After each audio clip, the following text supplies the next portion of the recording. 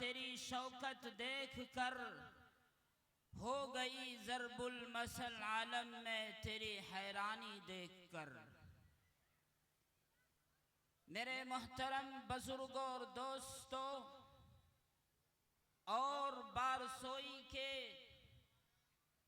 ये नौजवान बुजुर्गों और खुसूसन मेरी माएँ और बहनों, आप हजरात के सामने मैंने कुरान करीम की एक आयत पढ़ी है। इस आयत को समझने के बाद ऐसा महसूस होता है कि अर्श वाले ने अभी अभी हाल ही में इस आयत करीमा को नाजिल फरमाया है। आसमान वाले ने अभी अभी हाल ही में इस आयत करीमा को नाजिल फरमाया है। जब इसके मानी को देखते हैं और जब इस पर गौर व फिक्र करते हैं, मेरे बुजुर्गों, मैं बुनियादी बातें आपके सामने करूंगा। ज़्यादा लंबी चौड़ी बात नहीं, आपके समाज के ताल्लुक से, मुआशरे के ताल्लुक से, गांव के ताल्लुक से, हमारे उठने और बैठने के ताल्लुक से बातें होगी। ऐ लोगों, एक बात याद रखो, एक मछली को मारने के लिए न उसे मिसाइल दागने की जरूरत है और न बमबारी करने की। एक मछली को मारने के लिए उस पर बम बरसाने की जरूरत नहीं है, बल्कि आसान सा तरीका यह है कि उसको पानी से उठाकर खुश्की में डाल दिया जाए। बस वो मछली खुद ही तड़प तड़प कर जान दे देगी। इसी तरह जो कौम अपने खालिको मालिक से रिश्ता तोड़ करके अपने खालिको मालिक से रिश्ता खत्म करके खुदा फरामोशी और खुद फरामोशी में मुब्तला हो जाए, उसे भी मारने की जरूरत नहीं पड़ती, बल्कि खुद ब खुद मरती चली जाती है। उसे दबाया नहीं जाता, उसे मिटाया नहीं जाता, बल्कि खुद ब खुद दबती चली जाती है, मिटती चली जाती है, खत्म होती चली जाती है। मेरे बुजुर्गों, मेरे नौजवानों, मैं आपसे बड़े दर्द के साथ एक पैगाम लेकर के आया हूं।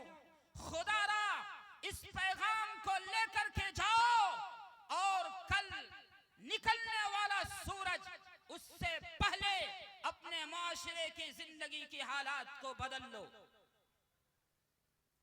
कदीम फलासफा, कदीम साइंसदान कहा करते थे कि ये जमीन चिपटी है, ये जमीन चिपटी है, लेकिन जदीद साइंसदानों ने कहा कि नहीं, ये जमीन गोल है। लेकिन साइंस के रिसर्च स्कॉलर्स मुझे माफ करें, मुझे तो ऐसा लगता है कि ये जमीन ढलवान है, ये जमीन ढाल है। जभी तो पूरी इंसानियत और खुसूसन उम्मत मुस्लिमा पस्ती के गड्ढे में लुढ़कती जा रही है। ए नौजवानों, मैं इस वक्त दुनिया में 50,000 मसाजिद को बंद कर दिया जाना, 50,000 मुसलमानों पर दिल खराश दास्तान, इसराइल में डिस्को डांस क्लब का नाम मक्का रख देना, यह दुनिया में बेशुमार चीजें हो रही है। इस वक्त उसे बताने की जरूरत नहीं, मैं सिर्फ और सिर्फ एक पैगाम देने के लिए आया हूं। वो पैगाम ये कि आज से 1400 साल पहले ताजदार शहंशाह हजरत उमर फारूक रजी अल्लाह ताला अन्हु का ओ तारीखी जुमला, इनकलाबी जुमला पेश कर देता हूँ और उसे याद करके जाइए, अपनी जिंदगी को बदलिए। उन्होंने क्या जुमला इस्तेमाल किया था? ए बारसोई के नौजवानों, आज उस जुमला सुन करके जाओ और अपनी जिंदगी को बदल डालो। हजरत उमर फारूक रजी अल्लाह ताला अन्हु का सरकारी दौरा है, न कोई लाल बत्ती वाली गाड़ी है, न हटो बचो की आवाज है। उनके कपड़े में, कुर्ते में 12 पैबंद लगे हुए हैं, 12 पटिये लगे हुए हैं। मेरी माए और बहनें, 12 पैबंद लगे हुए हैं। उस वक्त लश्कर इस्लाम के कमांडर हजरत साद इब्न अबी वक्कास रजी अल्लाह ताला अन्हु अर्ज करते हैं, ए उमर, ए ताजदार अदालत, ए शहंशाह अदालत, अपने लिबास को तब्दील कर लीजिए, कहीं ऐसा न हो कि ईसाई दानिश्वर घटिया न समझने लगे और इस्लाम पर कुछ बोलने का मौका न मिल जाए।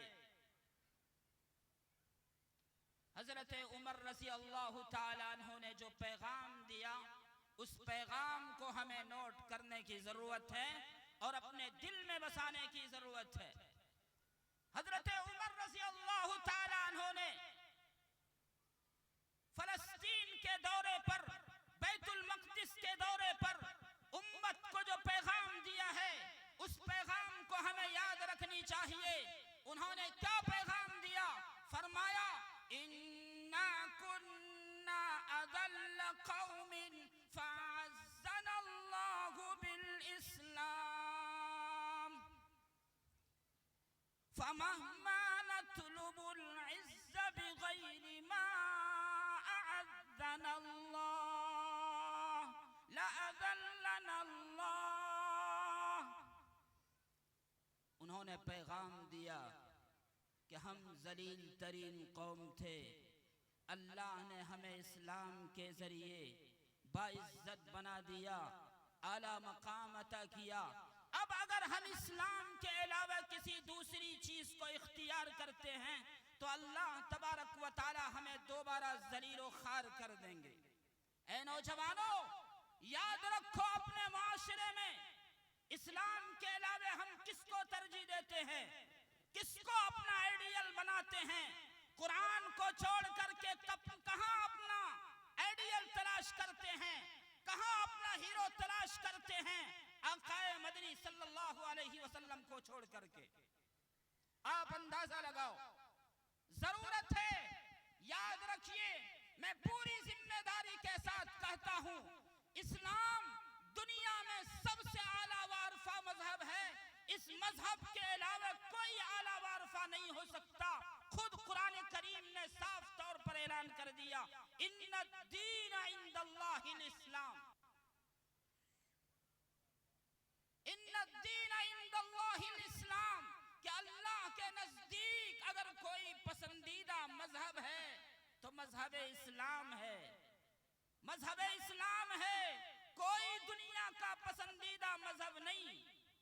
मेरी माए और बहनें, हमारी नौजवान बच्चियां, हमारे नौजवान बच्चे, आप इस गौर को, इस आयत को और इसकी तफसीर को हमें गौर से समझनी चाहिए और उस पर अमल करनी चाहिए।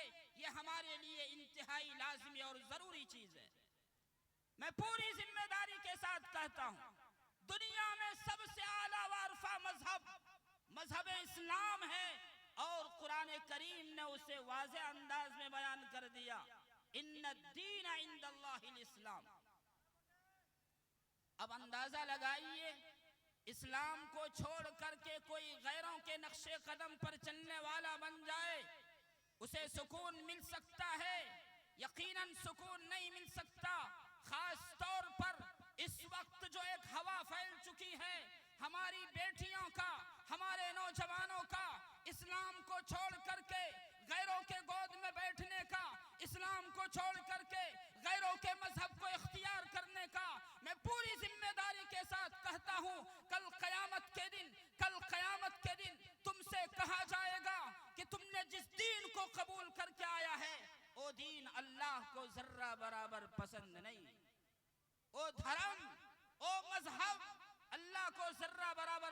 पसंद नहीं। कुरान ने साफ तौर पर ऐलान किया, वमन यब्तगि गैरल इस्लामी दीनन फलन युक़बल मिन्हु व हुवा फिल आखिरति मिनल खासिरीन। मेरे नौजवानों, कल क़यामत के दिन अल्लाह के सामने मजहब इस्लाम के अलावा कोई दीन पेश करेगा, अल्लाह उस दीन को कबूल नहीं करेंगे, उस नए चीज को कबूल नहीं करेंगे, सिर्फ और सिर्फ मजहब इस्लाम को कबूल करेंगे। और अगर किसी दीन को अल्लाह के सामने पेश कर दिया, कल क़यामत के दिन वो खसारे में रहेंगे, नुकसान में रहेंगे। ए नौजवानों, याद रखो, जब इस्लाम ने सबसे आला वारफा मजहब दिया है, तो हमें इसके ताल्लुक से जर्रा बराबर हमारे दिलों में, हमारे ज़हनो दिमाग में जर्रा बराबर भी एहसास कमतरी का हमें शिकार नहीं होनी चाहिए कि इस्लाम में जब हम पैदा हुए हैं, नऊज़ बिल्लाह मिन ज़ालिक, ये एक बंदिश का मजहब है। खुदा के वास्ते अपने दिल से इसे निकालिए। मैं आपको एक वाकया बता दूं इस ताल्लुक से। अमेरिका का एक बड़ा स्कॉलर, उन्होंने चाहा इस्लाम के खिलाफ एक आयत कुरान करीम की हम तलाश करके उनके खिलाफ दुनिया में सारी चीजें फैला दें। अहदीस का मुताला किया, 1 महीना मुताला नहीं किया, 2 महीना नहीं बल्कि मुसलसल 6 महीने तक उसने मुताला किया इस्लाम को। कितने दिन? 6 महीने तक लगातार उसने मुताला किया। और मुताला इस नियत से किया था, इस्लाम के अंदर, मजहब इस्लाम के अंदर, शरीयत के अंदर कोई ऐसी चीज निकल जाए जो दुनिया के सामने हम फैला सके